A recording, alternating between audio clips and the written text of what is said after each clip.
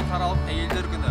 Осы орайда қаламыздағы Жылы, жүрек, жастар, еріктілер тобы қарттар үйіндегі апа әжелерді мерекесімен құттықтап концерт қоюға және концерттің соңында сауалнама бойынша толтырылған сыйлықтарын табыстауға келдік. Ендеше бізбен бірге болыңыздар.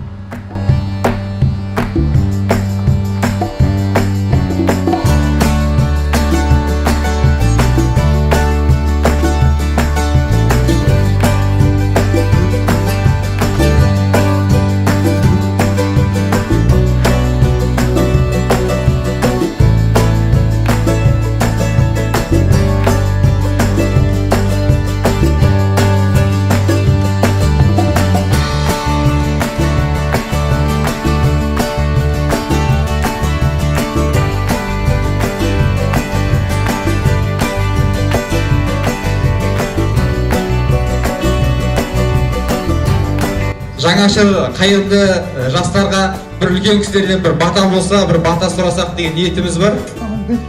Қазақстандық аналардың, балалардың мейрамы құтты болсын. Әрдайым аманшылық, ауызбіршілік, қадамдарыңа нұр жаусын, гүл бітсін. С праздником вас!